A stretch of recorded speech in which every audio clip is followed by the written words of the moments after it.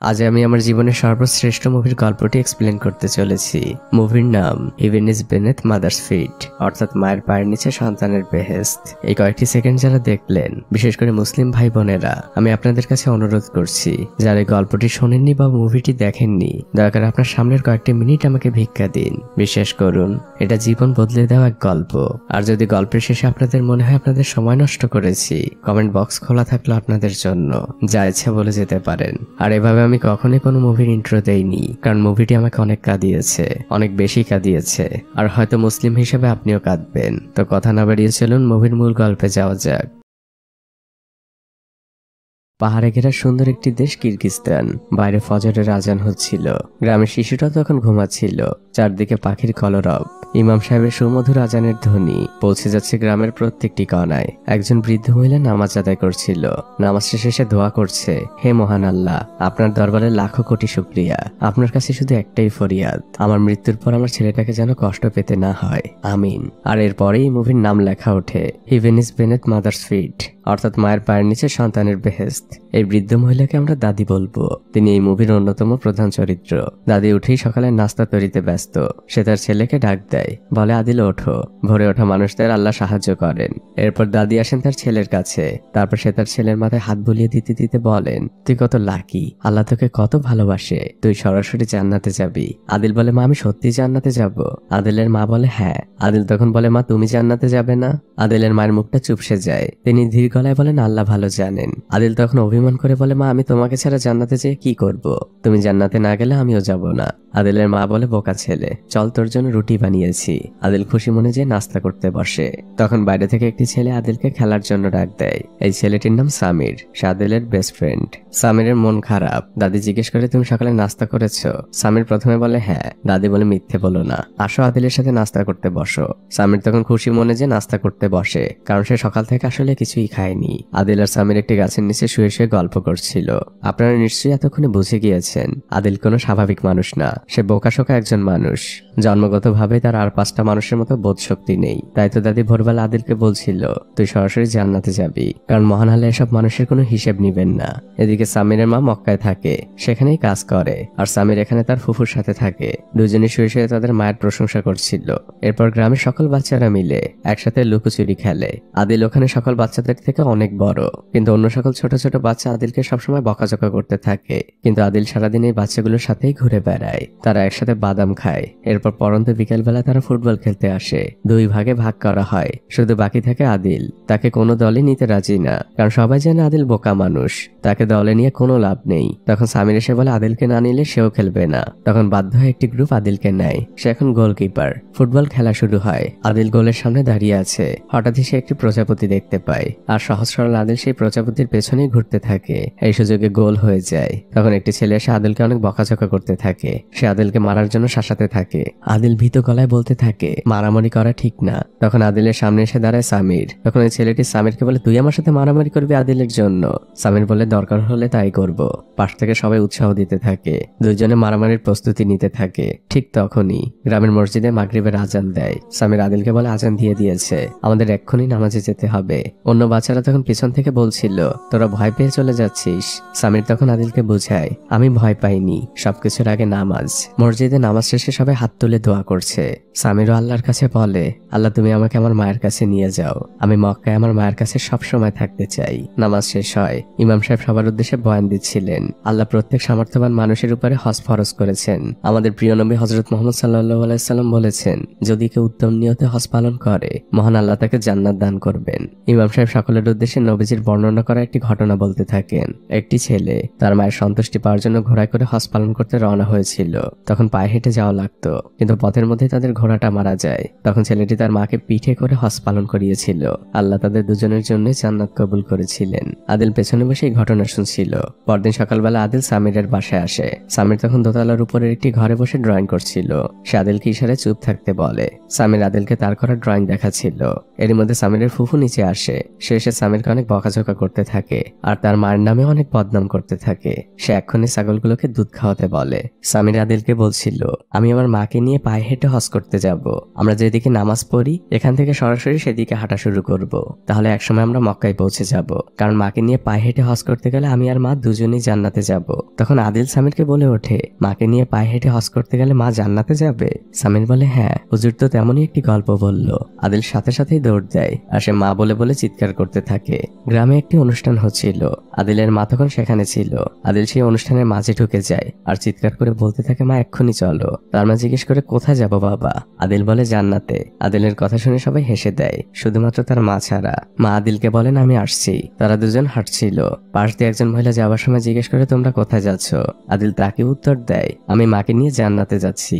সেই মহিলাও হাসতে হাসতে যায়। তখন আদিল তার মাকে প্রশ্ন করে, মা জান্নাত কি কোনো হাসির বিষয়? আদিলের মা বলে, না, আর জান্নাতে গেলে তোকে নিয়েও কেউ হাসবে না। এরপর থেকে আদিল প্রতি মুহূর্তে তার মাকে প্রশ্ন করছে, মা আমরা কখন রওনা দিব? সকাল, বিকেল, দুপুর, এমনকি রাত, সবসময় মায়ের কাছে আদিলের একটাই প্রশ্ন।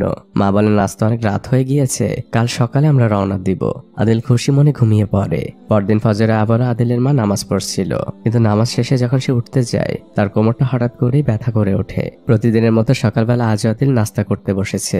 আদিল তার মাকে জিজ্ঞেস করে, আচ্ছা মা, আমার যখন 100 বছর বয়স হবে তখন তোমার বয়স কত হবে? মা মুচকে হাসি দেন আর বলেন, এখন একটু সামিরের সাথে খেলতে যা। আদিল দৌড়ে বাসা থেকে বের হয়। সে সামিরের বাসার দিকে যাচ্ছে, কিন্তু আমরা তখন দেখতে পাই সামিরের সকল মালামাল একটি গাড়িতে ওঠানো হচ্ছে। আদিল সামিরকে ডাক দেয়। সামির গাড়ি থেকে নেমে আদিলকে এসে জড়িয়ে ধরে আর বলে, আমার মা আমাকে মক্কায় নিয়ে যাচ্ছে। আদিল আর সামির দুজনের মনটাই হঠাৎ করেই খারাপ হয়ে যায়। সামির তখন আদিলের হাতে একটি সাদা কাগজ দেয় আর বলে, আমাকে এখন যেতে হবে। সামিরদের গাড়ি ছেড়ে দেয় আর সে চিৎকার করে বলে, আমি আমার মায়ের সাথে মক্কায় যাচ্ছি, তুইও তোর মাকে নিয়ে মক্কায় আয়, সেখানে আমাদের দেখা হবে। সামির চলে যায়। আদিল সে সাদা কাগজটা খোলে, সেখানে সামিরের রাখা একটি ছবি। সামির সামিরের মাকে আর আদিল আদিলের মাকে পায়ে হেঁটে নিয়ে হজ করতে যাচ্ছে। আদিল এবার দৌড় দেয় বাসার দিকে আর মা বলে বলে চিৎকার করতে থাকে। এদিকে আদিলের মা তার বোনকে বলছে, আজ সকালে শরীরটা অনেক খারাপ হয়ে গিয়েছিল, আমি বুঝতে পারছি, আমার হাতে আর খুব বেশি সময় নেই। আমি মারা যাবার পরে আমার ছেলেটাকে দেখে রাখিস, অনেক সহজ সরল, মনটা একদম পরিষ্কার। আজ সকালে তো আমাকে বলছে আমাকে নিয়ে পায়ে হেঁটে হজ করতে যাবে, তাতে নাকি আমাকে জান্নাতে নিয়ে যেতে পারবে। তখন সামিরার মায়ের বোন বলে, তুমি আমার থেকে অনেক বেশি দিন বাঁচবে, আমাকে দাফন করে তারপর তোমার মুক্তি। এর মধ্যে আদিল চলে আসে আর সে তার মাকে বলে, মা চলো রওনা দেই। আদিলের মা তখন অভিনয় করে বলে, আমার কাছে তো কোনো ব্যাগ নেই, ব্যাগ ছাড়া কিভাবে যাব? আদিলের খালার কাছেও জিজ্ঞেস করে, সে অভিনয় করে বলে, আমার কাছেও তো কোনো ব্যাগ নেই। আদিল বলতে থাকে ব্যাগ। সে সাথে সাথে দৌড় দেয় আর স্টোর রুম থেকে একটি বস্তা খুঁজে নিয়ে আসে আর বলে, মা এবার চলো, ব্যাগ ম্যানেজ হয়ে গিয়েছে। তখন আদিলের মা বলে, বাবা আমার পাটা অনেক ফোলা, এখন তো হাঁটতে পারবো না, পা ফোলাটা একটু কমুক তারপর যাব। আদিল তখন আবারও চিন্তা করতে থাকে। সে দৌড়ে চলে যায় প্রতিবেশীর বাড়িতে। সেখানে যে সে একটি ঠেলাগাড়ি নিতে থাকে। এটা ছিল সেই ছেলেটির বাড়ি যে সবসময় আদিলকে বকাঝকা করে। সে বলতে থাকে, আদিল তুই আমাদের ঠেলাগাড়িতে হাত দিবি না, তোকে আমি মেরে ফেলবো। আদিলের এদিকে কোনো খেয়াল নেই। তখন এই ছেলেটির মা বের হয়ে তার ছেলেকে বকাঝকা করতে থাকে। তোকে কতদিন বলেছি আদিলকে কিচ্ছু বলবি না, ও তো ঠেলাগাড়িটি নিয়ে যাচ্ছে, নষ্ট তো আর করছে না, ও আবার দিয়ে যাবে। আদিল ঠেলাগাড়ি নিয়ে চলে যায়। এবার আদিলের মায়ের মাথায় হাত। সে বলে, বাবা সবই তো ম্যানেজ হলো, কিন্তু হজে যেতে হলে আমাদের অনেক টাকার প্রয়োজন, কমপক্ষে 2 লাখ টাকা, কারণ পথে আমাদের অনেক খরচ রয়েছে। আদিল এবারও চিন্তায় পড়ে যায়। সহজ সরল ছেলেটি আবারও দৌড়াতে থাকে। সে তার চাচার কাছে এসেছে আর বলে, চাচা আমাদের ভেড়ার বাচ্চাটা তো তোমার কাছে, সেটা আমাকে একটু দাও। চাচা বলেন, ঠিক আছে। তিনি যে বড় একটি ভেড়া আদিলের হাতে দেয়। আদিল সেটি নিয়ে হাঁটতে থাকে। তখন আদিলের চাচি বলে, ওদের তো অনেক ছোট একটি ভেড়ার বাচ্চা ছিল আর সেটাও মারা গিয়েছে অনেক আগে। আদিলের চাচা বলে, ওর মনটা আমি ভাঙতে পারবো না, তাই ওকে বড় একটি ভেড়াই দিয়ে দিলাম। এটা স্থানীয় বাজার, এখানে সবাই তাদের পণ্য বিক্রি করতে আসে। আদিল তার ভেড়াটি নিয়ে চিৎকার করে ডাকছে, আমার ভেড়ার মূল্য 2 লাখ টাকা। আশপাশে থাকা সবাই হাসাহাসি করছে, কারণ একটা সামান্য ভেড়ার মূল্য 2 লাখ টাকা। সবাই ফোনে ভিডিও করছে আর তাকে টিটকেরি করছে। কেউ বলছে আমার ঘোড়ার সাথে বদল করবে, কেউ বলে 1,80,000 দেই। আদিল বলে, না, আমার ভেড়ার মূল্য 2 লাখ টাকা। দূর থেকে একটি লোক এই বিষয়টি খেয়াল করছে। অন্য একটি ছেলে মোবাইলে ভিডিও করতে করতে বলে, তাহলে 2,50,000 টাকা দেই, তোমার ভেড়াটা আমাকে দাও। আদিল বলে, না, আমার ভেড়ার মূল্য 2 লাখ টাকা, আমি 2 লাখ টাকাই বিক্রি করব। লোকটির কাছে বিষয়টা অদ্ভুত লাগে। সে আদিলের কাছে আসে আর জিজ্ঞেস করে, তুমি এই ভেড়াটি কেন 2 লাখ টাকা বিক্রি করতে চাও? আদিল বলে, আমি আমার মাকে নিয়ে জান্নাতে যাব, মক্কায় যাব, সেখানে যেতে আমার 2 লাখ টাকার প্রয়োজন। তখন আশপাশে থাকা সবার মুখটা চুপসে যায়। লোকটি তার গাড়িতে করে আদিলকে নিয়ে তার বাসায় আসে। আদিলের মাকে সে সালাম দেয়। আদিলের মায়ের সামনে 2 লাখ টাকা টাকা রাখা। আদিলের মা লোকটিকে বলছে, দেখো বাবা, মক্কায় যাবার আমার অনেক শখ, অনেক বছর আগে চেষ্টাও করেছিলাম। আদিলের বয়স তখন 11, কিন্তু হঠাৎই আদিল অসুস্থ হয়ে পড়ে, আমার আর মক্কায় যাওয়া হয়নি। শোনো বাবা, তোমাকে অনেক ধন্যবাদ, কিন্তু আমি তোমার টাকাগুলো নিতে পারবো না। তখন লোকটি বলে, আমার মায়েরও খুব ইচ্ছে ছিল হজ করার, তখন আমি অনেক ছোট, আমাদের টাকা ছিল না, এমনকি ঠিকভাবে ঘরে চুলোও জ্বলতো না। দেখুন এখন আমাদের অনেক টাকা, আমার টাকার কোনো অভাব নেই, কিন্তু এখন আমার মা নেই। আপনার ছেলে আদিল অনেক ভালো একজন মানুষ, আপনি ওর মন ভাঙবেন না, টাকাটা আপনি রাখুন আর আমার জন্য দোয়া করবেন। দাদি তেমন কিছুই বলে না, তিনি হাত উঁচু করে বলেন, আল্লাহ তোমার মনের সকল আশা পূরণ করুক। আদিল লোকটির গাড়িতে বসেছিল, তখন লোকটি আদিলের কাছে আসে আর বলে, তোমাদের সাথে আমাকে হজে নিবে? আদিল বলে, না, আমি শুধু আমার মাকে নিয়েই যাব।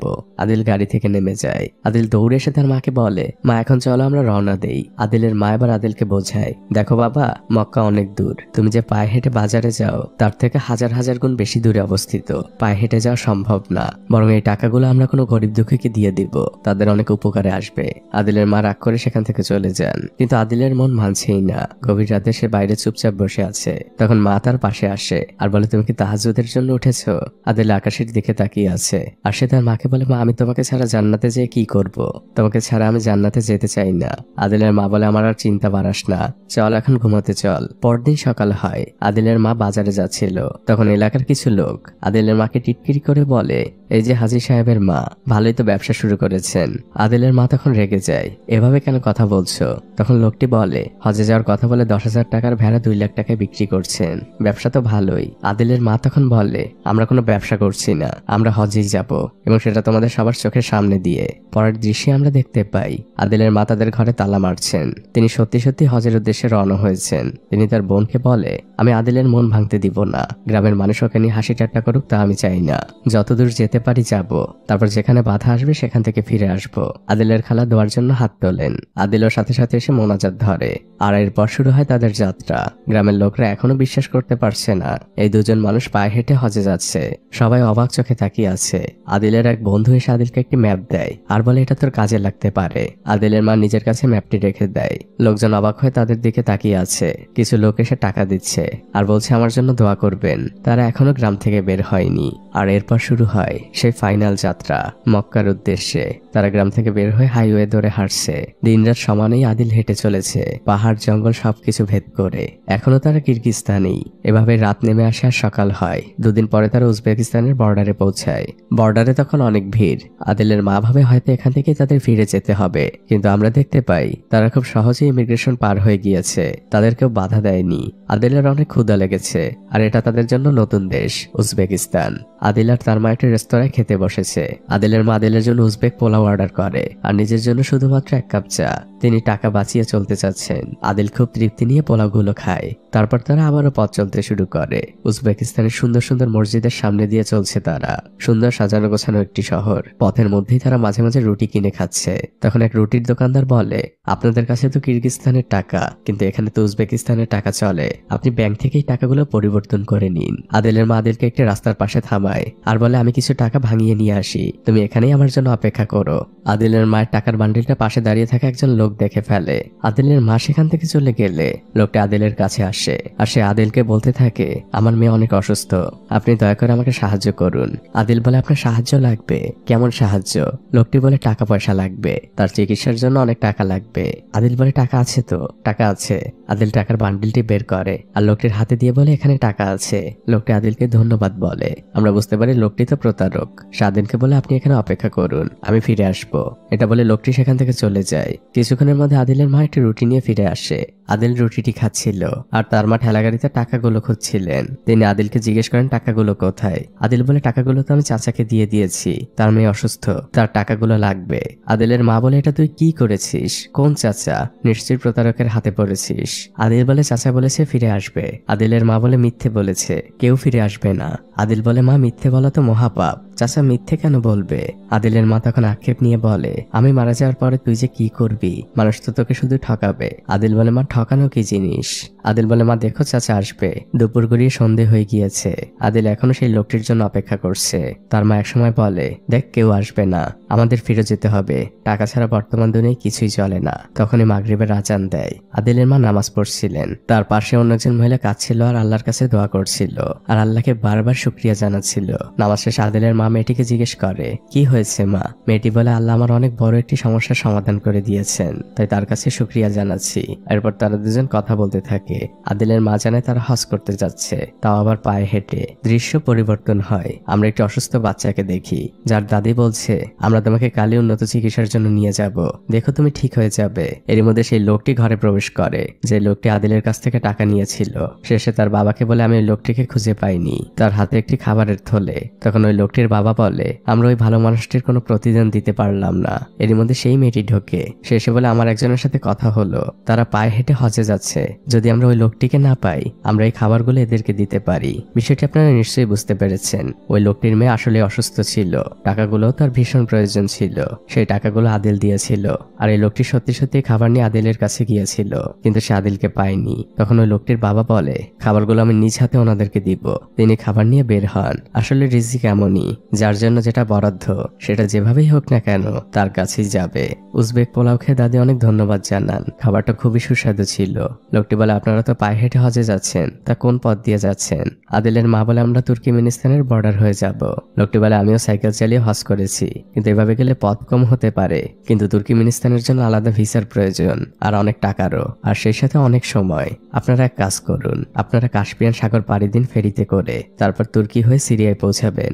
পথ একটু বেশি হলেও এভাবেই আপনারা যেতে পারবেন। তখন আদিলের মা হতাশ হয়ে বলে, কতদূর যেতে পারবো জানি না, এমনি আমরা আমাদের টাকাগুলো হারিয়ে ফেলেছি, হয়তো ফিরে যেতে হবে। তখন লোকটি বলে, দেখুন যদি আপনার মধ্যে কনফিউশন থাকে, যদি আল্লাহর উপর কম ভরসা থাকে তাহলে ফিরে যান, আর যদি মনে করেন আল্লাহ রাস্তায় পা বাড়িয়েছি, আপনার ইচ্ছাশক্তি যদি দৃঢ় হয় তাহলে দেখবেন প্রতিটা পদক্ষেপে আল্লাহ আপনাকে সাহায্য করবে। আপনি ভোরবেলা ফজরের নামাজ পড়ে আল্লাহর নাম নিয়ে বেরিয়ে পড়ুন। দৃশ্য পরিবর্তন হয়। আদিলের মা প্রতিজ্ঞা করেছে সে যেভাবেই হোক না কেন হজে যাবেই। ফজরের নামাজ শেষে সে দুহাত তুলে আল্লাহর দরবারে দোয়া করছে, হে মহান রব, আপনি আমার পথের সকল বাধাকে সহজ করে দিন, আমাকে প্রতি মুহূর্তে সাহায্য করুন। দোয়া শেষে তিনি আদিলকে ডেকে ওঠান আর বললেন, চল। আদিল বলে, মা কোথায় যাব? মা বলেন, হজ করতে। তারা দুজন আবারও আল্লাহর নাম নিয়ে বেরিয়ে পড়ে। তারা পায়ে হেঁটে হজে যাচ্ছে, এটা যারাই জানতে পারছিল পথের মধ্যে সবাই তাদের সাহায্য করছিল, কেউ খাবার দিয়ে, কেউ থাকার জায়গা দিয়ে, যে যেভাবে পারছিল তাদেরকে সাহায্য করছিল, কেউ খাওয়াচ্ছিল তাদের কাছে আঙুর। প্রত্যেকটা মানুষ তাদের এই হজ যাত্রায় সামিল হচ্ছিল। এমন করতে করতে তারা পৌঁছে যায় আরো একটি বর্ডারে। এখানে আমরা গাড়ির মধ্যে দুজন লোককে দেখতে পাই। তাদের মতিগতি কোনোভাবেই ভালো মনে হচ্ছিল না। পাশে একজন লোক তরমুজ বিক্রি করছিল। আদিলরা সেই দোকানের সামনে দিয়ে যাচ্ছিল। দাদি কিছুটা সামনে ছিল। তখন দোকানদার আদিলকে জিজ্ঞেস করে, এখানে অনেক মিষ্টি তরমুজ পাওয়া যায়, তুমি কি তরমুজ নিবে? আদিল মাথা নেড়ে উত্তর দেয়, হ্যাঁ নিব।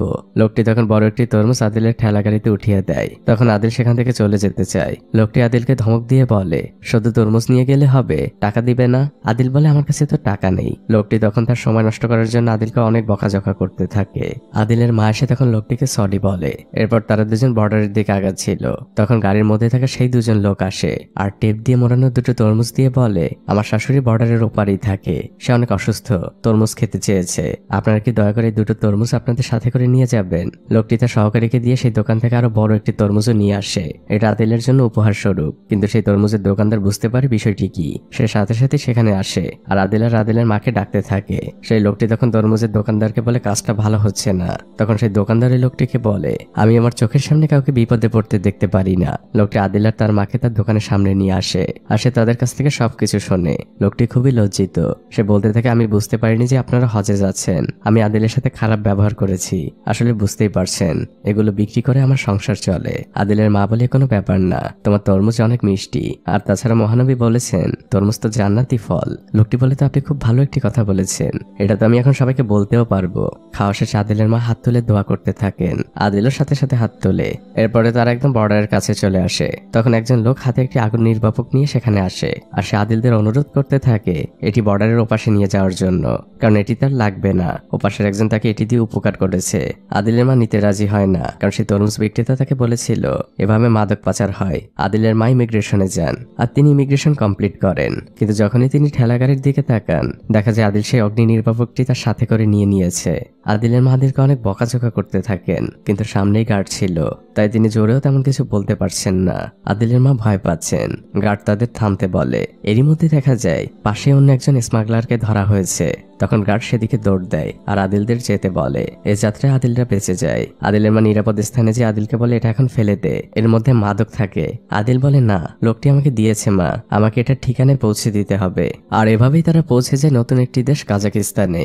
ইসলামিক ইতিহাসে ভরপুর একটি দেশ, চারদিকে সুন্দর সুন্দর স্থাপনা, চোখ জুড়িয়ে যাওয়ার মতো সুন্দর সুন্দর মসজিদ। আদিল তার মাকে নিয়ে সেই শহরের মধ্যে দিয়ে হাঁটছিল, আর তারা শহরের বড় একটি 5 স্টার হোটেলে পৌঁছায়, কারণ ওই অগ্নি নির্বাপকের গায়ে এই ঠিকানায় লেখা ছিল। আদিল তো না ফেরত দিয়ে যাবে না।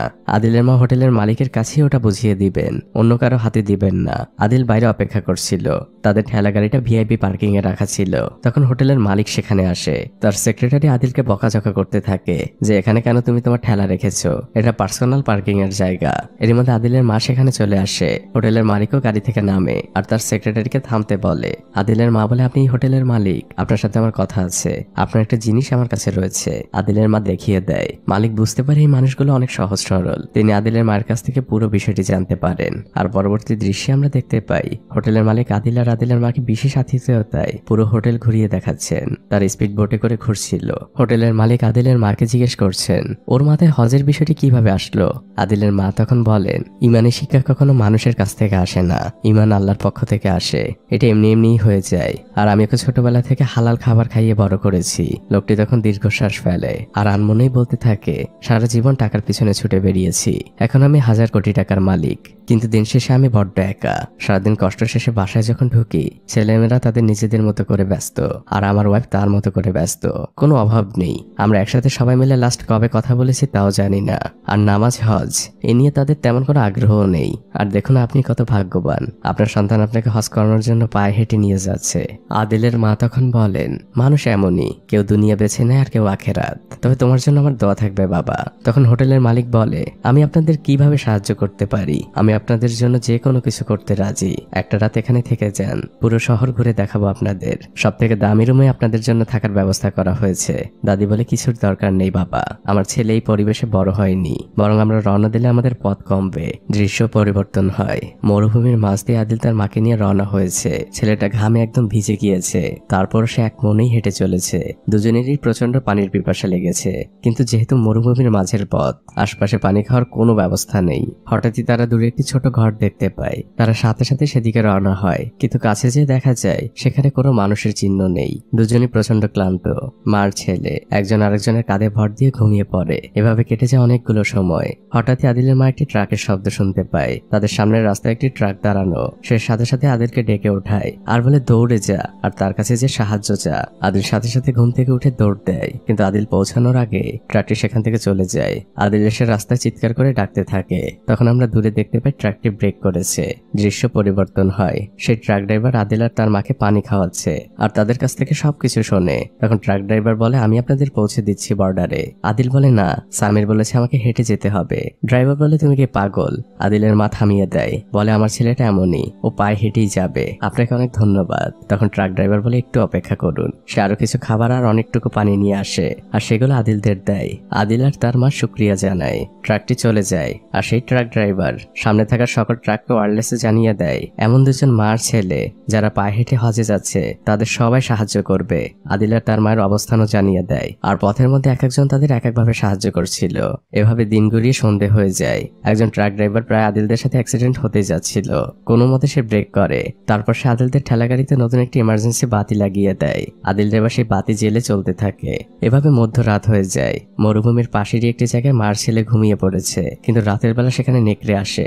আদিলের মা অনেক ভয় পেয়ে যান। তিনি আদিলকে ঘুম থেকে ওঠান। অন্যদিকে আমরা আরেকটি ট্রাক ড্রাইভারকে দেখতে পাই। সে ঘুমে ঝিমাচ্ছিল, কিন্তু হঠাৎই মরুভূমির মাঝে সে একটি ইমার্জেন্সি লাইট দেখে। সে তার গাড়ি থামায় আর তার দেখা দেখে আরো দুটি ট্রাক। তারা ঠেলাগাড়ির চারপাশে খুঁজছে, কিন্তু কাউকে দেখতে পাচ্ছে না। শুধুমাত্র একটি পড়ে থাকা জুতো দেখতে পায়। আর এরা সবাই আদিল আর তার মায়ের কথা জানে যে তারা পায়ে হেঁটে হজ করতে যাচ্ছে। তারা চারপাশে খুঁজতে থাকে। তাদের নিজেদের কাছেও ভয় লাগছিল। হঠাৎই একটি লোকের উপরে নেকড়ে আক্রমণ করে বসে আর একদম শেষ মুহূর্তে সে অগ্নি নির্বাপক যন্ত্র দিয়ে আদিল আর তার মা নেকড়েটিকে সরিয়ে দেয়। সবাই ট্রাকের কাছে চলে আসে আর গল্প করতে থাকে। ওই ট্রাক ড্রাইভার তার ভাইকে কল দেয়, কারণ তার ভাইয়ের ট্রাকটি মক্কায় যাবে। সে তার ভাইকে বোঝাতে থাকে। তারপর সে সবার কাছে ফিরে আসে আর দাদিকে জানে আপনাদের একটি ব্যবস্থা হয়ে গিয়েছে, আপনাদের আর কষ্ট করে যেতে হবে না। আমার ভাই আপনাদের ট্রাকে করেই কালকে মদিনায় নিয়ে যাবে। তখন আদিলের মা বলে, তোমাকে ধন্যবাদ বাবা, কিন্তু আমাকে নিয়ে পায়ে হেঁটেই যাবে, ও রাজি হবে না। তোমরা আমাদের জন্য অনেক কষ্ট করেছো। আদিল তখন তার মায়ের ঠেলা গাড়িটি ওঠায় আর আবারও সে হাঁটতে শুরু করে। আর আমরা তখন দেখতে পাই সেই ট্রাক ড্রাইভার আদিলদের একদম পিছু পিছু যাচ্ছে, তাদের আলো জেলে পথ দেখাচ্ছে। আর সে তার কোম্পানিতেও ফোন করে জানায় তার পৌঁছাতে একদিন বেশি লেট হবে। সে আর কোনো রিপ্লাই শোনে না, সে তার ওয়াকি টকিটি বন্ধ করে রেখে দেয়। এভাবে পুরো রাত আদিলদের পেছনে পেছনেই সে ট্রাক চালাচ্ছিল। এভাবে ভোর হয়ে যায়। তখন কাশ্মীর সাগরে থাকা ফেরি থেকে কল আসে। সেখানে ট্রাক ড্রাইভার আগেই ফোন করে রেখেছিল। সেখান থেকে জানানো হয় সর্বশেষ ফেরি ছাড়তে আর মাত্র 30 মিনিট বাকি, এর মধ্যেই পৌঁছতে হবে। ট্রাক ড্রাইভার তখন গাড়ি থামিয়ে নিচে নামে আর আদিলের মাকে বলে, আমাদের হাতে মাত্র 30 মিনিট সময় আছে, কিন্তু এই সময়ের মধ্যে আমাদের এখনো প্রায় 6 কিলোমিটার যেতে হবে। এই পথটুকু অন্তত ট্রাকে চলুন। আদিলের মা বলেও রাজি হবে না। তখন ড্রাইভার কিছু না ভেবেই ওই ঠেলা গাড়িটি ধাক্কা দিতে থাকে। তারা সবাই মিলে ফেরি ধরার জন্য দৌড়াচ্ছে। একসময় তারা পোর্টে পৌঁছে যায়। তখন রাত নেমে এসেছে। ড্রাইভার আদিলের মাকে জিজ্ঞেস করে, একটি জিনিস বুঝলাম না, ট্রাকে মদিনায় যাওয়া যাবে না, কিন্তু জাহাজে ওঠা যাবে। আদিলের মা বলে, চুপ করো, আদিল শুনতে পারলে আবার নতুন করে ঝামেলা পাকাবে। একজন লোক আগে থেকে অপেক্ষা করছিল। তিনি আদিলের মাকে বলেন সবকিছু দ্রুত করতে হবে। আদিলরা একটি জাহাজে উঠেছে। সেই লোকটি আদিলদের একটি রুম দেখিয়ে দেয় আর আদিলের মাকে বুঝিয়ে বলে, আপনারা এক মুহূর্তের জন্যই রুম থেকে বের হবেন না, আমাদের ক্যাপ্টেন খুব খারাপ মানুষ, তিনি জানতে পারলে অনেক ঝামেলা হবে, একদম চুপচাপ এই রুমের মধ্যে বসে থাকবেন। আদিলের মা বলে, ঠিক আছে। দৃশ্য পরিবর্তন হয়। আদিলের মা নামাজ পড়ছিল। তখন দরজায় কেউ কড়া নাড়ে। আদিল দরজা খুলতে যায়, কিন্তু তখনই তার মা দোয়া করতে শুরু করে। আর দোয়া শেষে সে আদিলকে বলে, বাবা দরজা খোলা যাবে না, তোমার আঙ্কেল আমাদের নিষেধ করেছে। আদিল বলে, মা আমি সমুদ্র দেখিনি, আমি সমুদ্র দেখতে চাই। আদিলের মা বলেন, পরে দেখো। এটা বলে তিনি ঘুমিয়ে যান। আর যখন তার ঘুম ভাঙে সে আশপাশে আদিলকে দেখতে পায় না। এদিকে আমরা দেখতে পাই আদিল সেই ক্যাপ্টেনের সাথেই দাঁড়িয়ে আছে। ক্যাপ্টেন অনেক ড্রিঙ্কস করেছে, তাই সে মাতাল। সে আদিলের সাথে অনেক গল্প করছে। এর মধ্যে আদিলের মা পেছন থেকে এসে ফিস ফিস করে ডাকতে থাকে, আদিল এদিকে আয়। সে ক্যাপ্টেন জানতে পারলে আমাদের কপালে দুর্ভোগ আছে। ক্যাপ্টেন তখন আদিলের মাকে ডাক দেয় আর আদিলকে বলে, এই হচ্ছে তোমার মা, আপনারা প্লিজ এখানে থাকুন। আদিলের মা বলে, না এখানে থাকা যাবে না, এই জাহাজের ক্যাপ্টেন খুব খারাপ মানুষ, তিনি জানতে পারলে অনেক বকাঝকা করবেন। এর মধ্যে সেই লোকটি চলে আসে আর সে ক্যাপ্টেনকে শান্ত করার চেষ্টা করে। আদিলের মা বলে, আমরা এখান থেকে যাই, ক্যাপ্টেন তো অনেক খারাপ মানুষ, তিনি দেখলে বাবা তোমার ঝামেলা হবে। তখন লোকটি বলে, ইনি হচ্ছেন ক্যাপ্টেন, আর আপনারা এখানে দাঁড়িয়ে থাকুন, কোনো প্রবলেম হবে না। লোকটি ক্যাপ্টেনকে নিয়ে যায় আর পরের দৃশ্যে দেখা যায় সে আদিল আর তার মাকে অনেক খাবার দিয়েছে, এগুলো ক্যাপ্টেনই পাঠিয়েছে। আদিলের মা বলেন, উনি তো এখন নেশাগ্রস্ত, সকালে আমাদের দেখলে তো অনেক বকাঝকা করবেন। তখন লোকটি বলে, ক্যাপ্টেন অনেক রাগী মানুষ, কিন্তু মনের দিক থেকে অনেক ভালো, ওনার কাল সকালে কিছুই মনে থাকবে না। এভাবে ভোর হয়ে যায়। জাহাজ প্রায় তুর্কির কাছাকাছি পৌঁছে গিয়েছে। ক্যাপ্টেন জাহাজ ফেরানোর জন্য প্রস্তুতি নিচ্ছেন। আদিলের মা আদিলকে ঘুম থেকে ওঠায় আর বলে, বাবা আমরা পৌঁছে গিয়েছি, আমাদের এখনই নামতে হবে। সেই লোকটি আদিলদের গোপনে জাহাজ থেকে নামায়। ক্যাপ্টেনের কিছুই মনে নেই। আর এভাবে আদিলরা পৌঁছে যায় নতুন এক দেশ তুর্কিতে। চারদিকে উঁচু উঁচু দালানে ঘেরা একটি দেশ। আদিল তার মাকে নিয়ে একটি পার্কের মধ্যে দিয়ে হাঁটছিল। তার পাশ থেকে একটি বাচ্চা দৌড়াচ্ছিল। আদিলও তাকে অনুসরণ করছিল। পথের মধ্যে আদিলের মা আদিলকে থামতে বলে যে আমার শরীরটা ভালো লাগছে না, আমি একটু হাত মুখটা ধুয়ে নেই। এদিকে আদিল তখন দূর আকাশে একটি ফায়ার বেলুন দেখতে পায়। সে তার পেছনেই ছুটতে থাকে। এদিকে আদিলের মা তখন বলে, বাবা আমার হাতটা একটু ধর। ততক্ষণে আদিল চলে গিয়েছে অনেক দূরে। আদিলের মা পানিতে পড়ে যান। আশপাশের মানুষ তাকে ধরে নিয়ে হসপিটালে চলে যায়। এদিকে আদিল পথ হারিয়ে ফেলেছে। সে শহরের এদিকে ওদিকে ঘুরতে থাকে, কিন্তু সে সেই পার্কটি খুঁজে পাচ্ছে না। কিন্তু অনেকটা খোঁজাখুঁজির পর সে সেই পার্কে পৌঁছায়। আর পৌঁছানোর মাত্রই সে চিনতে পারে পার্কটি। সে সাথে সাথে দৌড়ে চলে যায় তার ঠেলাগাড়ির কাছে, যেখানে সর্বশেষ তার মাকে দেখেছিল। কিন্তু আশপাশে কোথাও তার মা নেই। আদিল তখন পানির মধ্যে তার মায়ের হাতের আংটিটি দেখতে পায়। সে সাথে সাথে নেমে পানি থেকে আংটিটি ওঠায়। আদিলের দিকে আশপাশে সবাই তাকিয়েছিল। পরের দৃশ্যে দেখা যায় একজন পুলিশ সদস্য আদিলের মায়ের খবর নিচ্ছে। তখন ওপাশ থেকে জানানো হয় তাকে সরকারি হসপিটালের মর্গে রাখা হয়েছে। পুলিশ অফিসারের মুখটা চুপসে যায়। তিনি এই কথা কিভাবে আদিলকে বলবেন যে তার মা মারা গিয়েছে। পুলিশ অফিসার তার গাড়িতে করে আদিলকে নিয়ে সে হসপিটালের সামনে আসে। আর সে সেই মর্গের দরজা যেয়ে টোকা দিতে থাকে। একজন ডক্টর তখন বের হয়, তিনি তার সহকারীকে ডাক দেন। তখন সে ভদ্রমহিলা এসে জানায় ওনার মা তো মারা যায়নি, উনি স্ট্রোক করেছিলেন, উপরে কেবিনে ভর্তি আছে, মারা গিয়েছে অন্য একজন মহিলা। পুলিশ অফিসারের সাথে সাথে আমিও স্বস্তির নিঃশ্বাস ফেলি। আদিলের মায়ের জ্ঞান ফিরে এসেছে। আদিল তার রুমে ঢোকে। মা তখন আদিলকে বলে, তুই কোথায় গিয়েছিলি? তোকে না কতবার বলেছি অচেনা শহরে আমাকে ছেড়ে কোথাও যাবি না। আদিল লজ্জা পাচ্ছে। আদিলের মা তখন আদিলকে পাশে বসতে বলে আর বলে, বাবা আমার তোকে কিছু কথা বলার আছে, আমি অনেক বড় একটি পাপ করেছি। আদিল তখন বলে, মা পাপ করা তো খুব খারাপ কাজ, আল্লাহ তো পাপ করতে নিষেধ করেছে। আদিলের মার কথা আগান না। তিনি বলেন, বাবা ঠেলা গাড়ি থেকে আমার গরম কাপড়গুলো নিয়ে আয়। আদিল সেদিকেই যায়। পরের দৃশ্যে দেখা যায় আদিলের মা রেডি হচ্ছেন। তখন ডক্টর সেখানে আসে আর বলে, আপনি এটা কি করছেন? আপনি এখনই যেতে পারবেন না। তখন আদিলের মা ডক্টরকে বলে, দেখুন আমি বুঝতে পারছি, আপনিও জানেন আমিও জানি আমার হাতের সময় খুবই কম রয়েছে, আপনি আমাকে প্লিজ বাধা দিবেন না। আমার ছেলের জন্য হলেও আমাকে চেষ্টা করতে হবে। তারা আবারও রওনা হয়ে যায়। বড় রাস্তা ধরে তারা এগোচ্ছে। জঙ্গল পাহাড় অনেক পথ পাড়ি দিচ্ছে। দিন গড়িয়ে রাত, আবার রাত শেষে দিন হয়, কিন্তু আদিলের চলা এক মুহূর্তের জন্য থেমে থাকে না। এদিকে আমরা একটি শুটিং ইউনিটকে দেখতে পাই। তুর্কির একটি সিনেমা শুটিং হচ্ছিল, কিন্তু সেখানে নতুন ইন্টার্ন করতে আসা অ্যাসিস্ট্যান্ট খুবই উদ্বিগ্ন, কারণ এই মুভির নায়ক এখনো আসেনি। সে তার উপরের কর্মকর্তাকে জানায়। সে ইন্টার্নকে অনেক বকাঝকা করতে থাকে। তারপর সে তার উপরের কর্মকর্তাকে জানায়। এভাবে একজন থেকে আরেকজন। সবারই শেষমেশ একটি কথা, 1 ঘন্টার মধ্যে একজন অভিনেতাকে খুঁজে বের করতেই হবে, তাহলে সকলের চাকরি শেষ। সবাই চিন্তায় পড়ে যায়। মুভির অন্যান্য দৃশ্যে শুটিং চলছিল।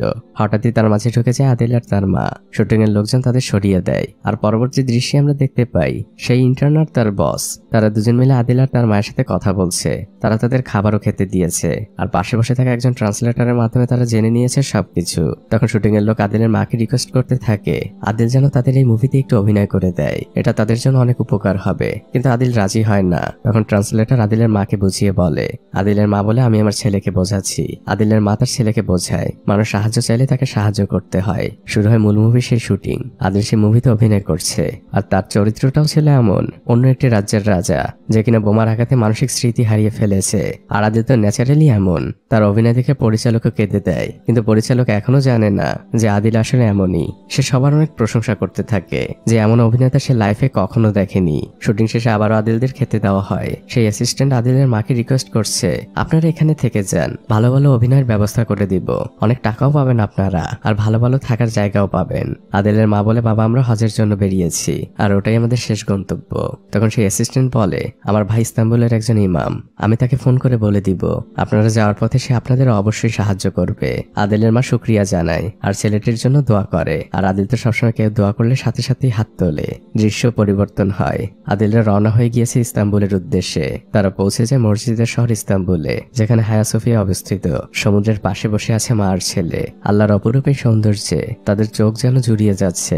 রাতের বেলা তারা সেই ইমামের সাথে দেখা করে। তিনি হাতে আরবিতে একটি চিঠি লিখে দেন আর আদিলের মায়ের হাতে দিয়ে বলে, সিরিয়ায় এখন যুদ্ধ চলছে, সেখানে খুবই বিপজ্জনক, ওরা আমার কিংবা আপনার ভাষা বোঝে না, ওদেরকে এই চিঠিটি দেখাবেন, হয়তো আপনাদের উপকারে আসলেও আসতে পারে। আদিলের মা ধন্যবাদ দেয়। আর এরপর তারা বেরিয়ে পড়ে সিরিয়ার বর্ডারের উদ্দেশ্যে। সিরিয়া থেকে বেশিরভাগ মানুষই তুর্কিতে ঢুকছিল, শুধুমাত্র আদিল আর তার মা সেদিকে যাচ্ছে। একজন গার্ড তাদেরকে চেকপোস্টে থামায়। সে তাদের পাসপোর্ট চেক করছে।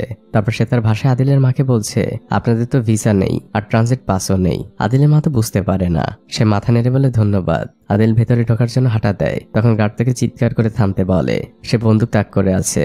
আদিলের মা তখন সেই চিঠিটি খুঁজছিল। গার্ড উদ্বিগ্ন হয়ে পড়ে। সে বলে, হাত উঁচু করুন, না হলে এক্ষুনি গুলি করে দিব। আদিলের মা তখন হাত উঁচু করে। তার হাতে কোরআন শরীফ আর সেই চিঠিটি। পরের দৃশ্যে দেখা যায় আদিলদের সিরিয়া ঢোকার অনুমতি দেওয়া হচ্ছে।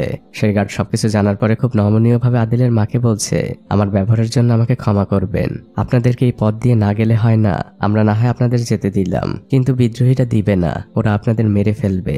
আদিলের মা বলে, দেখো বাবা, তুমি আমাদের আটকিও না, আমরা শুধু মক্কায় যেতে চাই। গার্ড তখন বলে, একটু দাঁড়ান। সে তার রেশনের রুটিটি আদিলদের সাথে দিয়ে দেয়। আদিলরা রওনা হয়ে যায় যুদ্ধ বিধ্বস্ত সিরিয়ার মধ্য দিয়ে। চারদিকে ধ্বংসস্তূপ, আর এদিকে ওদিকে গোলাবারুদের ফাঁকা খোসা পড়ে আছে।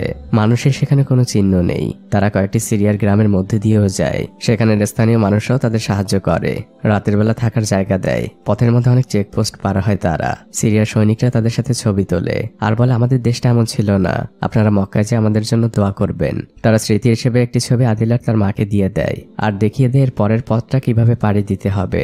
এভাবে তারা পথ চলতে থাকে। মরুভূমির মধ্যে দিয়ে যাচ্ছে তারা। বাইরে ঝড় উঠেছে। এরই মধ্যে ছোট একটি কুটির দেখতে পায়। সেখানে মিটমিট করে আলো জ্বলছে। সামনে বসে থাকা লোকটি তাদের দেখে চিৎকার করে, বলে এখানে কেন এসেছেন? এখানে কিচ্ছু নেই, এখানে কেউ নেই। আদিলের মা তখন তার হাতের চিঠিটি উঁচু করে ধরে আর লোকটিকে সালাম দেয়। তারপর দৃশ্য চলে আসে সেই লোকটির ঘরের ভেতরে। লোকটি আদিল আর তার মায়ের জন্য চা বানিয়েছে। আদিলের মায়ের কাছে চিনি ছিল। লোকটি সেগুলোকে একদম হীরার মতো করে স্পর্শ করে আর বলতে থাকে, লাস্ট কবে চিনি দিয়ে চা খেয়েছি আমার মনে নেই। লোকটি আদিলদের সকল কথা শুনছিল। ঠিক তখনই আমরা দেখতে পাই দেয়ালের ওপাশ থেকে কেউ এদিকে লক্ষ্য রাখছে। আমরা একটি চোখ দেখতে পাই, যে চোখটি শুধুমাত্র ওখানে বসে থাকা লোকটিই দেখে। লোকটি ইশারায় আদিলদের ঘুমিয়ে পড়তে বলে। ঠিক ভোরবেলায় লোকটি তাড়াহুড়া করে আদিলদের ঘুম থেকে ওঠায় আর বলে, আপনারা আমার সাথে আসুন। আদিলদের নিয়ে সে একটি গোপন কক্ষে যায় আর বলে, এখানে আমার ছেলে লুকিয়ে আছে, আপনারা একদমই শব্দ করবেন না। গতকাল যে চোখটি দেখছিলেন সেটি ছিল এই লোকেরই ছেলের। বিদ্রোহীরা তার ছেলেকে যুদ্ধে নিতে চায়। বাইরে বিদ্রোহীদের সাথে লোকটির বাকবিতণ্ডা চলছিল, কিন্তু এক পর্যায়ে গুলির শব্দ শোনা যায়। সেই লোকটিকে মেরে ফেলেছে। তখন তার ছেলে সেখান থেকে বের হয়। সে তার বাবার মৃতদেহের কাছে গেলে তাকেও মেরে ফেলা হয়। আর তারপর দেখা যায় তার আদিল আর তার মাকে বন্দি করে সেখান থেকে নিয়ে যাচ্ছে। বিদ্রোহীরা বুন উল্লাস করছে। তাদের গাড়িগুলো আস্তানায় ফিরে আসে। আদিলের মা বিদ্রোহী প্রধানকে বোঝানোর চেষ্টা করছে তারা মক্কায় হজ করতে যাচ্ছে। সেই চিঠিটিও দেখায়। তখন অন্য একজন সদস্য আদিলদের পাসপোর্টটি প্রধানের হাতে দেয়। আর সেই পাসপোর্টের মধ্যে ছিল সরকারি বাহিনীর সাথে তোলা সেই স্মৃতিময় ছবি, যেটা দেখে বিদ্রোহীরা সন্দেহ করে নিশ্চয়ই এরা গুপ্তচর। আর এরপরে শুরু হয় এক অমানবিক নির্যাতন। সহজ সরল মানুষ আদিল, সে তো কিছুই জানে না, কিন্তু তাকে একের পর এক জেরা করা হচ্ছিল। একজন মহিলা তাদের পাশে ট্রান্সলেট করে দিচ্ছিল, কিন্তু আদিল তো কিছুই বলতে পারছে না। সে শুধু বলে, আমি আমার মার কাছে যাব। আমার মা কোথায়? আদিলকে অনেক মারা হচ্ছিল। আদিল বারবারই বলছিল, চাচা আমি কি করেছি, আমাকে কেন মারছেন? আদিল পানি খেতে চায়, কিন্তু তার সামনে পানি নিয়ে আসা হয় ঠিকই, কিন্তু পানি আর খেতে দেওয়া হয় না। রক্তাক্ত করে ফেলা হয় আদিলকে। সেই দৃশ্য দেখার মতো না। আদিল আর তার মাকে পাশাপাশি একটি জেলে বন্দি রাখা হয়েছে। মা আদিলের হাতটা শক্ত করে চেপে ধরেছেন। তিনি বারবারই পড়ছেন, লা ইলাহা ইল্লাল্লাহু মুহাম্মাদুর রাসূলুল্লাহ সাল্লাল্লাহু আলাইহি ওয়াসাল্লাম। আদিল তার মাকে জিজ্ঞেস করছে, মা চাচারা আমাকে কেন মারছে, আমি কি করেছি? এরই মধ্যে সেই ট্রান্সলেটর মেয়েটি আসে। সে আদিলের মাকে বলে, আমি কিছু খাবার নিয়ে এসেছি। আদিলের মা বলে, আমাকে দেওয়ার দরকার নেই, তুমি শুধু আমার ছেলেটাকে একটু খেতে দাও, ওকে ওরা অনেক মেরেছে। সেই মেয়েটি আদিলের মাকে বলে, আমি শুনেছি ওরা আপনাদের ছেড়ে দিবে, আপনারা কালই মুক্ত হয়ে যাচ্ছেন। এই চিঠিটা আপনার কাছে রাখুন, আমার পরিবারের কাছে পৌঁছে দিবেন আর তাদের বলবেন আমি ভালো আছি আর যত তাড়াতাড়ি সম্ভব আমি এখান থেকে পালাবো, আমাকে নিয়ে চিন্তা না করতে। মেয়েটি সেখান থেকে চলে যায়। আদিলের মা শুধু জিজ্ঞেস করে, তোমার নাম কি? মেয়েটি নাম বলার আগেই সেখানে গার্ড চলে আসে। পরের দৃশ্যেই দেখা যায় সেই বিদ্রোহীরা আদিলের জন্য অনেক ভালো ভালো খাবারের আয়োজন করেছে, কিন্তু আদিলের মা খুবই রেগে আছেন। তিনি ওখানের কোনো খাবার স্পর্শ করেন না। বিদ্রোহী ট্রান্সলেটরের মাধ্যমে ক্ষমা চায় আর আদিলের মায়ের উদ্দেশ্যে বলে, আমরা আদিলকে নতুন পোশাক পরিয়ে এখান থেকে মুক্ত করব। পরের দৃশ্যে তাই দেখা যায়। আদিলকে একটি কালো চাদরে মোড়ানো হয়েছে আর ওই ট্রান্সলেটরের মাধ্যমে সে বলে, আমি আপনাদের কাছে ক্ষমা চাচ্ছি। কিন্তু আদিলের মা এখনো রেগে আছেন, কারণ তার সন্তানের শরীরে এখনো কত শত আঘাতের চিহ্ন। এরপরে তারা তাদের ঠেলাগাড়ি নিয়ে রওনা হয়ে যায় বর্ডারের দিকে। মরুভূমির পথ দিয়ে তারা চেকপোস্টের দিকে আগাচ্ছিল, কিন্তু সেই বিদ্রোহী প্রধান দূরবীন দিয়ে তাদের উপরে লক্ষ্য রাখছিল। আর আমরা বুঝতে পারি এখানে অনেক বড় একটি ঝামেলা হয়েছে। আদিলের পুরো শরীরে আসলে বোম জড়ানো ছিল, তাকে কোনো নর্মাল কাপড় পরানো হয়নি। বিদ্রোহী প্রধান শুধু অপেক্ষা করছে কখন সরকারি সৈনিকরা আদিলের কাছে আসবে আর সে ফোনের বাটনটা টিপে দিবে। সৈনিকরা আদিলের কাছে আসে আর ঠিক তখনই সেই মেয়েটি বিদ্রোহী প্রধানের হাত থেকে ফোন নিয়ে সেখান থেকে দৌড় দেয়। মেয়েটি পালানোর চেষ্টা করে, কিন্তু তাকে পেছন থেকে গুলি করা হয় আর শেষ মুহূর্তে সে ফোনটিকে কুয়োর মধ্যে ফেলে দেয়। এদিকে সৈনিকরা আদিলের চাদর উঁচু করতে বলে। দাদি তো কোরআন শরীফ আর সেই চিঠিটি হাতে উঁচু করেই আছেন, কিন্তু তিনি এখনো জানেন না তার ছেলের শরীরে আসলে কি বাধা রয়েছে। তিনি নিজেই আদিলের চাদর উঁচু করতে যান আর ঠিক তখনই বুঝে যান অনেক বড় বিপদ অপেক্ষা করছে তাদের জন্য। আদিলের শরীরে বোম দেখে সৈনিকরা পিছে চলে যায়। কেউ কেউ বলতে থাকে গুলি করে দেই, একজন নিষেধ করে। তারা ওয়াকিটকিতে কমান্ডারের সাথে যোগাযোগ করে। কমান্ডার জানে নিরাপদ দূরত্বে থাকো আর তাদেরকে ওখানেই বসে থাকতে বলো। আমাদের ইউনিটের বোম স্কোয়াডকে খবর দাও। কিন্তু সেই বোম বিশেষজ্ঞ এখন বাইরে রয়েছে, সবাই তার ফিরে আসার জন্য অপেক্ষা করছে। এদিকে আদিল তার মাকে বারবারই বলছে, মা আমি একটু পানি খাবো, আমার অনেক পিপাসা পেয়েছে। কিন্তু মার ছেলের সেখান থেকে নড়ার একটুও সুযোগ নেই। সৈনিকরাও মার ছেলের কথা শুনছিল। একজন বলে ওদের একটু পানি দেই, কিন্তু তারা ভয়ও পাচ্ছে। তারা কমান্ডারের কাছ থেকে পারমিশন নেয়। কমান্ডার বলে দূর থেকে তাদের পানি দাও। তখন একজন সৈনিক একটি পানির বোতল ছুঁড়ে মারে। এভাবেই অপেক্ষা চলতে থাকে। কিছুক্ষণ পরে সেই বোম বিশেষজ্ঞ ইউনিটে ফিরে আসে। সে প্রস্তুতি নিচ্ছে। সর্বপ্রথমে সে নামাজ পড়ে নেয়, কারণ সে ভাবে এটাই হয়তো তার জীবনের শেষ নামাজ। এভাবেই শুরু হয় প্রস্তুতি। ভারী ড্রেস পরে সে আর ধীরে ধীরে আদিলদের কাছে যায়। প্রথমে সে আদিলের বোমাটা পর্যবেক্ষণ করে, তারপর সে আবার ফিরে আসে আর কমান্ডারকে জানায় এই বোমাটি নিষ্ক্রিয় করা সম্ভব না, এর একটাই উপায়, ওটাকে খুব সাবধানে শরীর থেকে খুলতে হবে, আর তাতে বিস্ফোরণের সম্ভাবনা 70 ভাগ। আমাদের হাতে সম্ভাবনা খুবই কম, শুধু একটাই আশা, আমরা আদিলের মাকে বলতে পারি, তিনি যদি আমাদের সাহায্য করেন। আদিলের মা তো এক কথায় রাজি। তাকে শিকল কাটার জন্য অনেকগুলো ব্লেড দেওয়া হয়েছে, তাদের সামনে একটু ওয়াকিটকি রাখা, সেখানে সেই অফিসার নির্দেশনা দিচ্ছেন আর আদিলের মা ধীরভাবে কেটেই চলেছেন। বিকেল করিয়ে সন্ধ্যা, সন্ধ্যা করিয়ে রাত, আদিলের মা এখনো কেটে চলেছেন। ইউনিটের সবাই ওয়াকিটকিতে তাদের উৎসাহ যোগাচ্ছে। আদিলের মা এক মনে কাজ করেই চলেছেন। একসময় তিনি শেকলটি কেটে ফেলেন আর এক স্বস্তি ভরা কণ্ঠে জানান, আমি শেকলটি কেটে ফেলেছি। এবার সেই বোম বিশেষজ্ঞ নির্দেশনা দিতে থাকে, আপনি খুব ধীরে ধীরে ওটাকে খুলুন, একদমই তাড়াহুড়া করবেন না, খুব সাবধানে। আদিলের মা তাই করছিল। খুব সাবধানে তিনি ওই ড্রেসটি খোলেন আর পাশেই রেখে দেন। এবার বিশেষজ্ঞ নির্দেশ দেয়, আপনারা দৌড়ে এখন এখানে আসুন। আদিলের মা আর আদিল দৌড় দেয়, কিন্তু পরক্ষণেই আদিল ফিরে আসে। সে তার সেই ঠেলা গাড়িটি নিতে ভুলে গিয়েছিল। ইউনিটে থাকা প্রত্যেকটি সদস্য উল্লাস করছে, তারা যেন এক যুদ্ধে বিজয়ী হয়েছে। কমান্ডার আদিলদের অনেক আতিথেয়তা করছেন। তিনি তো আদিলদের ভাষা বোঝেন না, তাই তিনি ফোনে তার এক বন্ধুর সাহায্য নিয়েছেন। আদিলদের সাথে তিনি ওভাবেই কথা বলছেন। তিনি এতক্ষণে জানতে পেরেছেন আদিলরা মক্কায় যাচ্ছে হজ করতে, কিন্তু তিনি তার বন্ধুর মাধ্যমে জানায় এখান থেকে সামনে যাওয়া পসিবল না, তাদেরকে এখান থেকেই ফিরে যেতে হবে। আদিলের মা অনেক রিকোয়েস্ট করে, কিন্তু কমান্ডার জানায় সামনে মাইন বেছানো জমি, মৃত্যু অপেক্ষা করছে সবার জন্য, আমি পারমিশন দিব না, এটা আমার অর্ডার। মন খারাপ করে আদিল আর আদিলের মা ঘুমিয়ে পড়ে। কমান্ডারও ঘুমাচ্ছিলেন। হঠাৎই সৈনিকদের ডাকে কমান্ডারের ঘুম ভেঙে যায়। সবাই কাঁটাতারের কাছে এসেছে। কমান্ডার দ্রুত একটি দূরবীন নেয় আর আমরা সেই দূরবীনের মধ্যে দিয়ে দেখতে পাই মাইন বেছানো মাঠের মধ্যে দিয়ে মার ছেলে ছুটে চলেছে। কমান্ডারের হাত কাঁপছে, সে বারবারই পড়ছে লা ইলাহা ইল্লাল্লাহু মুহাম্মাদুর রাসূলুল্লাহ। এক মনে সে পড়ে যাচ্ছে। আর অন্যদিকে আমরা দেখতে পাই চাকায় বেঁধে বেঁধে একের পর এক মাইন বিস্ফোরণ হচ্ছে। কোনোভাবে তারা কাটিয়ে যাচ্ছে। আদিলের মা মাথা নিচু করে আছেন। আদিল সামনের দিকে ছুটে চলেছে। ওখানে দাঁড়িয়ে থাকা প্রত্যেকটি সৈনিক দোয়া করছে, কিন্তু একসময় সবকিছু নিস্তব্ধ হয়ে যায়। কমান্ডারের চোখ পানিতে ছলছল করছিল, তার হাতগুলো শীতল হয়ে গিয়েছে। তিনি মন খারাপ করে সেখান থেকে চলেই যাচ্ছিলেন। তখন একজন সৈনিক বলে, স্যার ওই দিকে দেখুন। তিনি আবারও দূরবীনে চোখ রাখেন। মার ছেলে দুজনে হাত নেড়ে বিদায় জানাচ্ছে আর কৃতজ্ঞতা জানাচ্ছে। তারা বর্ডার পার হয়ে গিয়েছে। সবাই এক স্বস্তির নিঃশ্বাস ফেলে আর আল্লাহু আকবার বলে চিৎকার করে ওঠে। এরপর শুরু হয় মার ছেলেরা আবারও ছুটে চলা। তারা মরুভূমির মধ্য দিয়ে মক্কার দিকে আগাচ্ছে। অনেক পথ পাড়ি দেয় তারা।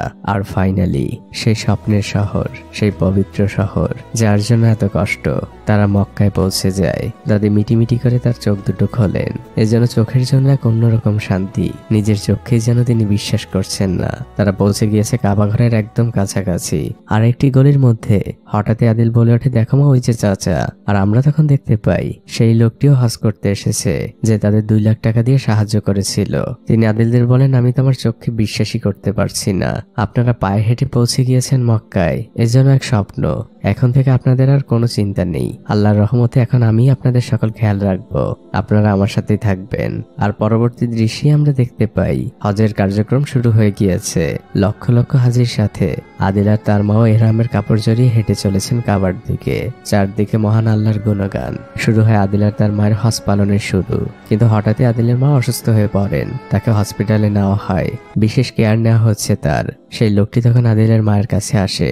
আদিলের মা তখন ধীর গলায় জিজ্ঞেস করেন, আরাফার ময়দানে না গেলে তো আমার হজ কবুল হবে না। লোকটি মাথা নেড়ে উত্তর দেয়, হ্যাঁ। আদিলের মা বলে, আমাকে আরাফার ময়দানে যেতেই হবে। লোকটি বলে, আমি ব্যবস্থা করছি।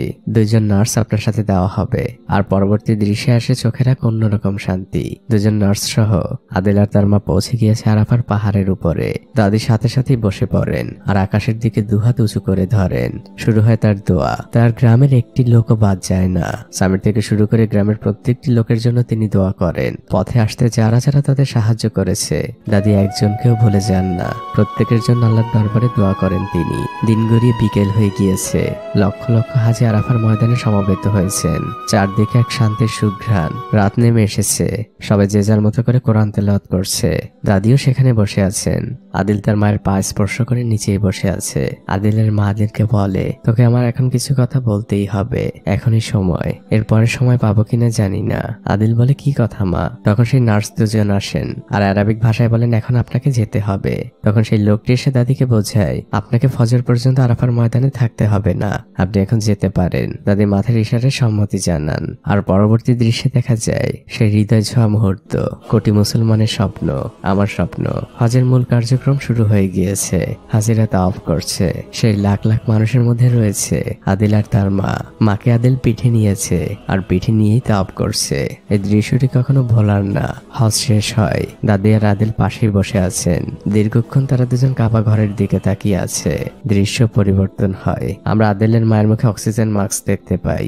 আদিল তার মায়ের পাশেই বসে আছে। সে তার মাকে বলছে মা এখন তো আমরা দুজন একসাথে জান্নাতে যেতে পারবো। আদিলের মা কাঁপা কাঁপা হাতে তার মুখের মাস্কটি খোলেন আর আদিলকে বলেন সোনা মানিক আমার, আজকে তোকে এত বছরের জমানো সেই কথাটি বলি, আমি আসলে তোর আসল মা না।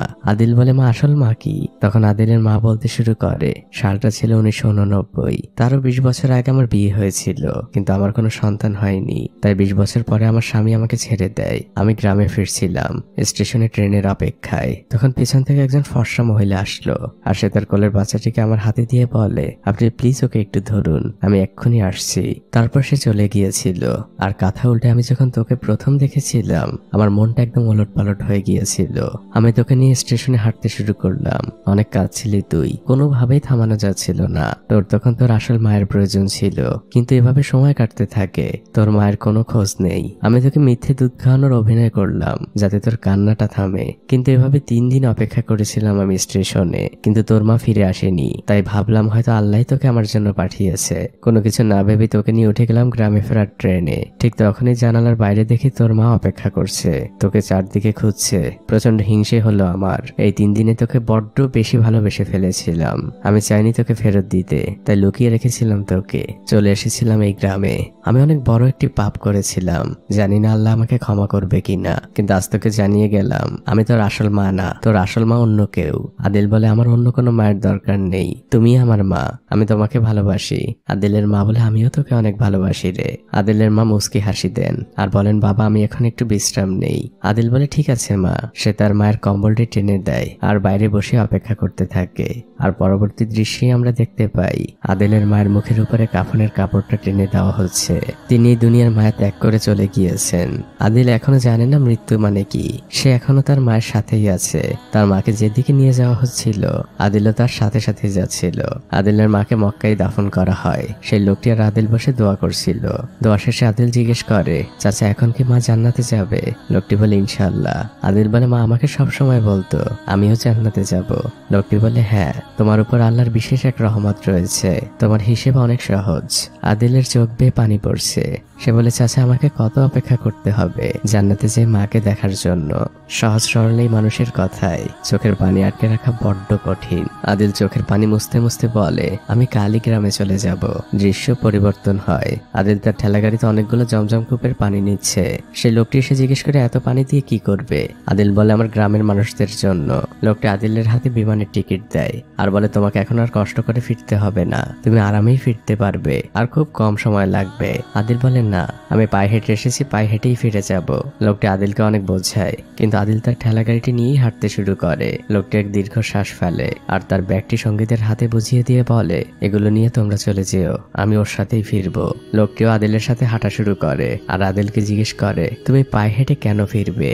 আদিল তখন বলে কারণ আমাকে ওয়াদা রক্ষা করতে হবে, এই ঠেলা গাড়িটি ফেরত দিতে হবে। লোকটি শুধু ব্যাকগ্রাউন্ড থেকে উচ্চারণ করে আল্লাহু আকবার। তিনি আল্লাহর কাছে সাহায্য চান আর পায়ে হেঁটেই ফিরতে শুরু করেন। আর এই ফিরে চলার দৃশ্যের মধ্যে দিয়েই এই মুভিটি এখানেই শেষ হয়ে যায়। মুভিটি যখন দেখেছিলাম অনেক কেঁদেছি। পৃথিবীর এই মোহর জন্য অনেক পিছিয়ে আছি আমরা। আদিলদের মতো বিনে হিসেবের মানুষগুলো আসলেই ভাগ্যবান। হয়তো তারা আমাদের মতো করে দুনিয়াটা পায় না, কিন্তু তারা যেটা পায় সেটাই দুনিয়ার থেকে অনেক বেশি মূল্যবান। আমি জানি না এই মুভিটি আপনার জীবনে কোনো প্রভাব ফেলবে কিনা, তবে আমার জীবনে ফেলেছে, মনে থাকবে সারা জীবন। আপনার মতামত আমাকে জানাবেন। আর একটি কথা, মুভিটি যদি সত্যি আপনার কাছে ভালো লেগে থাকে তাহলে অবশ্যই লাইক দিবেন। এই ভিডিওতে যদি আগামী 1 সপ্তাহে 5000 লাইক পূর্ণ হয় এমন আরেকটি গল্প নিয়ে আপনাদের সামনে হাজির হব। তো ভালো থাকবেন আপনারা, দোয়া করবেন আমার জন্য যেন কখনো সত্যিকারের হজ পালন করতে পারি। আজকের মতো বিদায়।